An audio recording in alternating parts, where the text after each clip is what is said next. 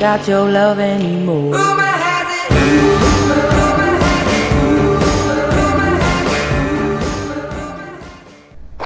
Kailangan ko ng bilisan. Baka malita ko.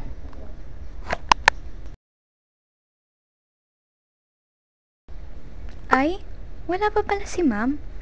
Ay, buti naman. Makakapag-aral pa ako. Ay, dinabi-dabi na pwede. Doon pa talaga nakasingit si Lord. Singit natin eh. Wala naman siya kasama doon eh. In America, that's what you call a loner. A synonym of a loser. Right, girl? OMG, that's such a good one, Cherry.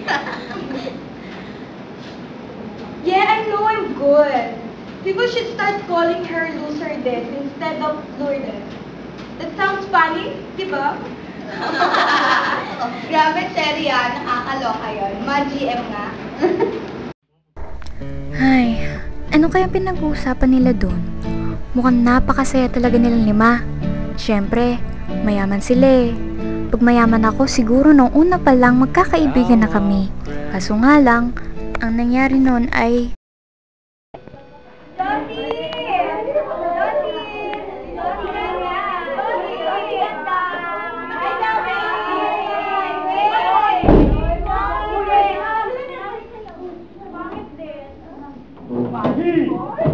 Quiet.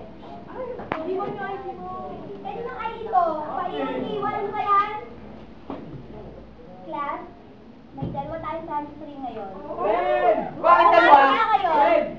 Ang gwapo. Hintayin nyo. Ang varsity din. Wow! Good morning. Good morning, class. I'm Zoe Fernandez. 17 years old. Single. Freedom siya! Fernandez, may now take your seat. Quiet na. Nasa na yung isa pa? Akala ko na tayo. Pasok ka na. May isa pa? Pogi yan. Pasok. Nasa ba yung isa? Kayo kasama mo? Sa amin. Pumasok ka na. Ay, hindi kami Asa natanong. ka? Hindi yung marimar! Wala na. Quiet. Pakilala ka na. Ako po si Lourdes Santiago. Pwede niyo na rin po akong tawaging Lori. Ma'am, yun lang po siguro masasabi ko. Scholar ka ba? Ganyan ba magsalita sa scholar? Ano ba naman yan? Sige, upo ka sa upuan mo. Family siya. Scholar pala ang bagong chances. Oo nga pala, ako si Annie, and we're the sisters. So, wala siya kasi sa amin kung pa-English kami. And daddy nga, Amerikano, nakawan lang kami. Oh my gosh, this is so totally nakakatuwa. Guys, it's a pleasure to meet a very rich scholar like you. Sandali, rich? Mayaman? Hindi ako mayaman. Scholar lang ako, nakadistral kasi yung mga tuition ko eh. Ano pinagsasabi mo dyan? Imposible hindi ka mayaman. Ang taas kaya ng tuition sa school na to. Panigurado ako, mataas ang kalikitan ng mami at daddy mo. Yeah.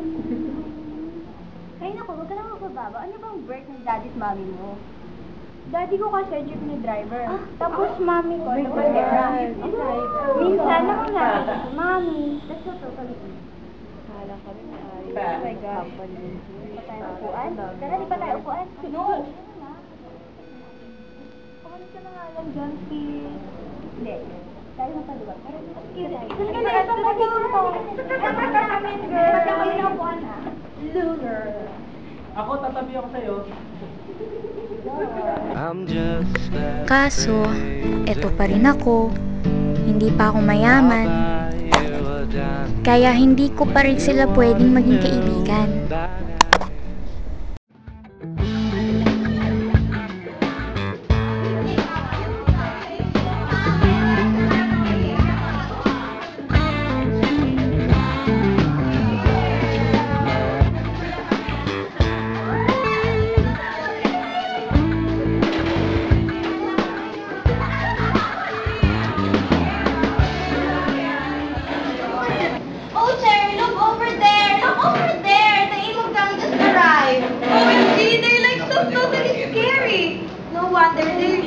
For their group? Alam niyo ba, may na-receive akong GM. May balak silang magbata. Eh, wala nga silang base. Ano ba yun? Ay nako, wala silang mga hanap na base. Bakit? Eh, tingnan mo naman sila. Sino ba naman gusto sumali sa kanila? Okay. Nakakilabot talaga sila Miguel, Protasio, Ella at Lisa. Parang may multo kaming kasama tuwing nandito sila sa classroom. Pero hindi naman talaga sila nakakatakot kapag kinakausap mo sila. Medyo, oo, weird, pero mabait naman sila eh. Pwede bang makiupo sa inyo? Dito lang ako.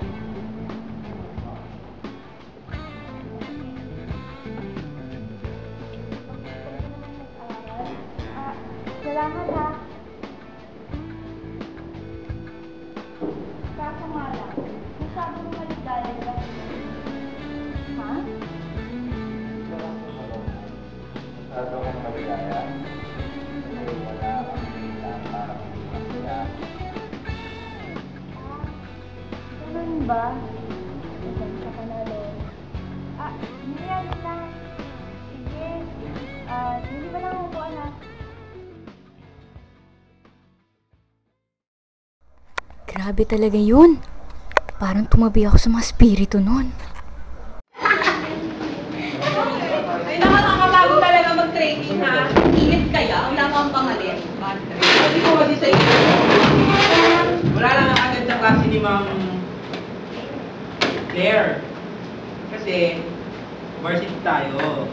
Kilala mo naman si Ma'am Claire. Kahit varsity tayo, hindi niya tayo ni-excuse, no? Ba't di niya tayo malala? Kaya nga, tagal-tagal ko na sinasabi sa inyo na dapat tinawasan na natin yan si Ma'am Claire. Eh, hindi na sinabi ganun eh. Manila. Oy, magkita na nga kayo. Nag-aaway ko naman kayo. Ikaw, please, kung ano naman kasi, hindi na yan. Kaya ang gulo mo naman kasi eh. Ayoko nga, basta ko lang. Hindi dapat ganun. Animal of so sweet ko eh. Ang tapang talaga ng mga varsity. Siguro, kapag magaling ako sa sports, ganun din ako katapang tulad nila. At siguro, magiging kaibigan ko din sila. Pero, kanon sila?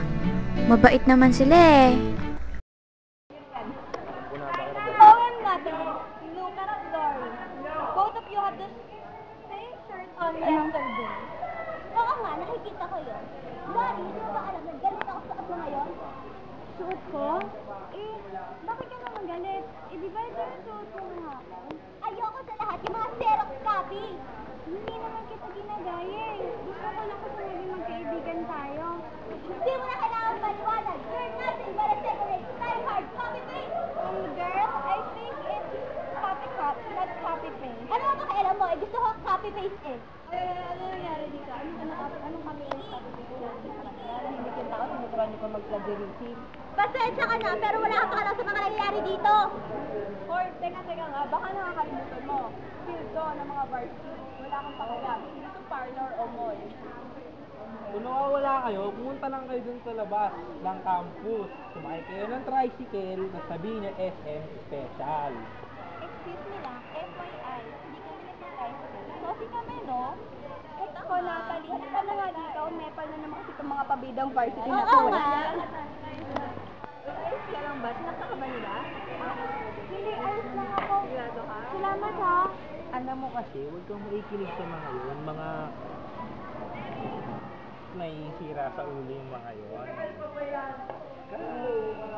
Loko-loko ka talaga. Siya na nga itong naapin. Siya pati pinisasabihan mo. Ay, ganun ba? Talaga yun. Hindi naman siya, sabi ko nga yung mga ano.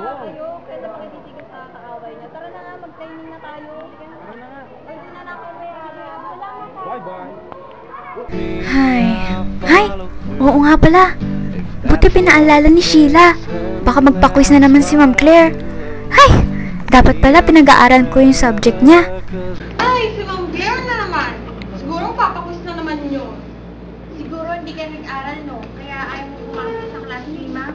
Eh, sino ba namang gustong pumasok sa kanya? Eh, lagi na lang magpapaquiz. Strict na. Mas gusto kong manood ng City Hunter. Yes! Ko na si Papa Limino ko. Gutom na ako. Si Limigong na naman nasa isip mo. May liligtas ba ang buhay mo niya sa quiz? Eh ikaw, yung katakawan mo. Maliligtas ba yan ang buhay mo sa quiz? Siyempre, hindi. Pero ako, nag-aral ako. Eh, ikaw? Eh, hindi lang naman ako nag-aral. Eh, si Trisha, oh. Ah, ano kaya? Nag-aral kaya ako. Angie, namiss kita. Oo, nandiyan ka na pala. Kanina ka pa. Hindi, ngayon ka.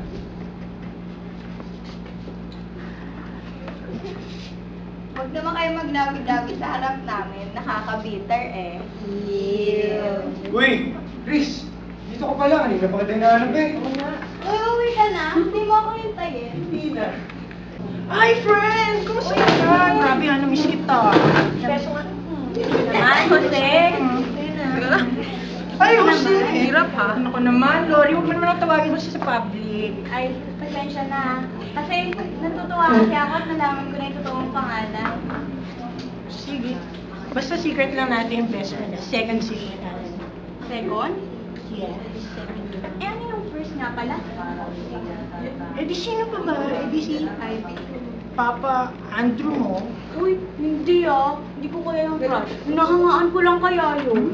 Tumatanggi ka pa dyan. Totoo naman eh. Sisera ka. Sige, yo. Ha? Sige, pag tumanggi ka pa, tatawagin mo si Papa Andrew. Eh, hindi ko nga siya crush. Uwe. Hinahangaan ko nga lang siya. Hindi. Ulit mo. Andrew! Uy, ano ka ba? Huwag naman. Ay, ako. Andrew! Saglit na. Andrew! Uy, ano ba? Uy, tawag niyo ako? Kasi di sasabihin sa'yo si ano.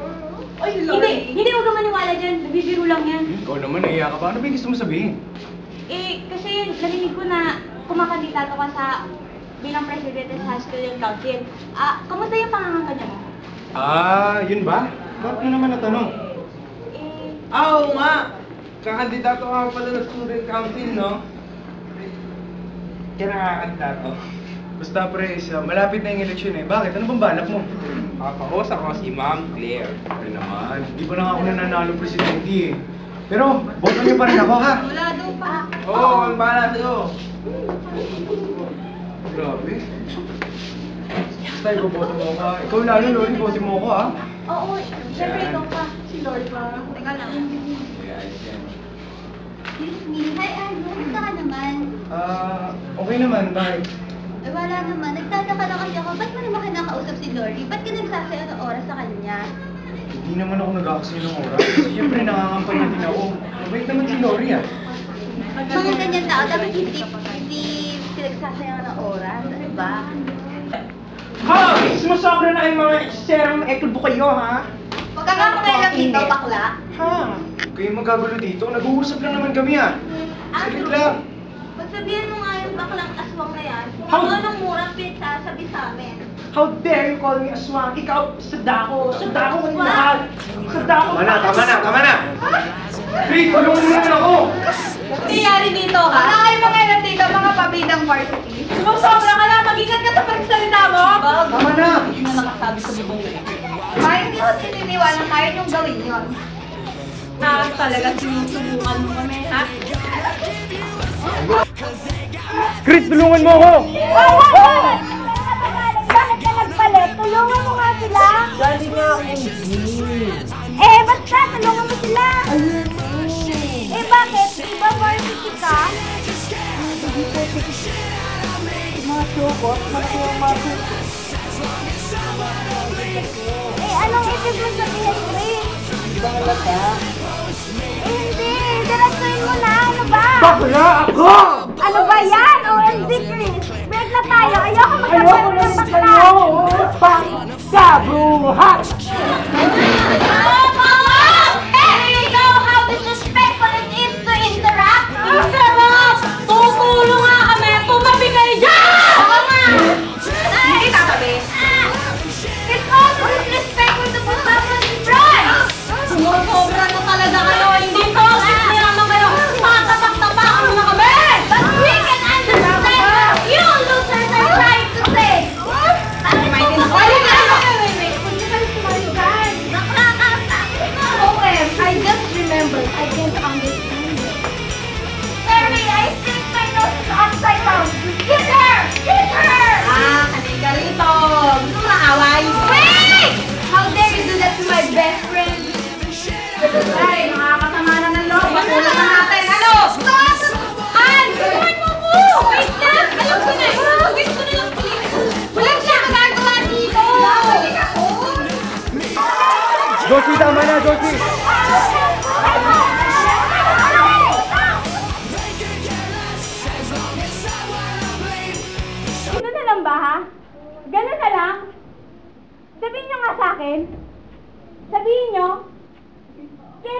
nagpakita sa inyo ng sama na loob?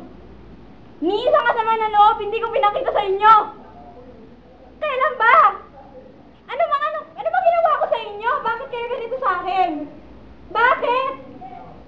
Porket mahirap ako? Kaya niyo na ako pagtabak-tabakan? Anong kasamahan to, ha? Ma'am,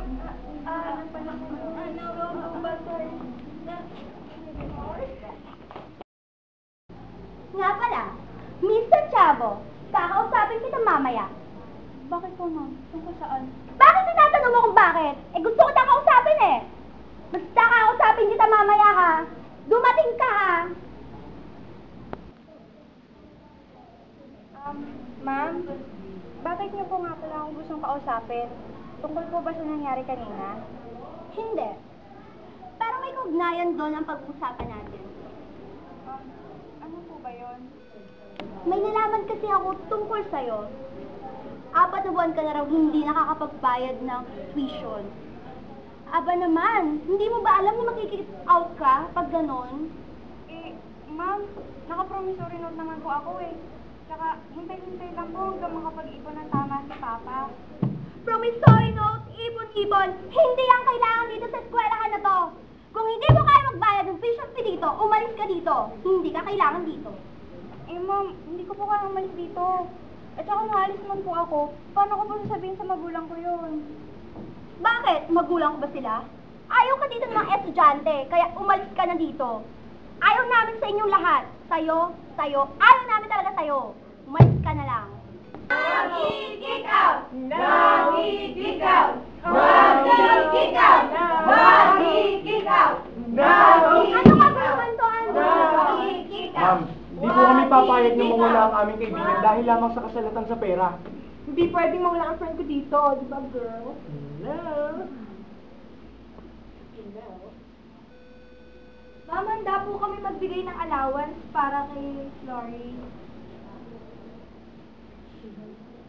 Kasi kaibigan namin siya, di ba? Oo.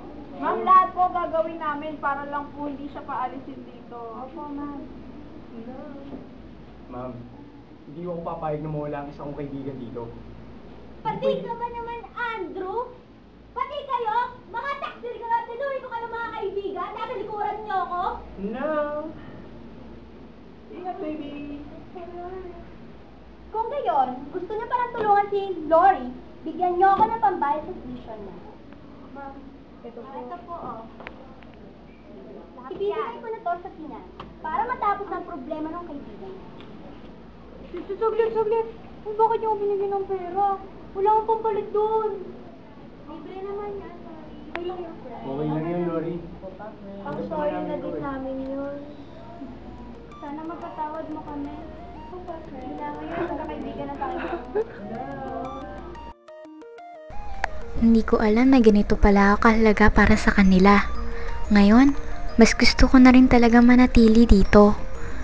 Noon ko nalaman, kahit ang maliit na butil ay importante sa mga malalaking bagay. Simula noon, naging kaibigan ko lahat ng mga nasa klase. Nakakatuwa, scholar lang nga ako eh. Hindi mayaman pero matalino. Mahirap pero mabait. At tulad ng lahat ng estudyante sa kolehiyo, tapos na maraming taong kilala ako sa aking kabutihang kalooban. I'd like to make myself believe that planet Earth turns slowly.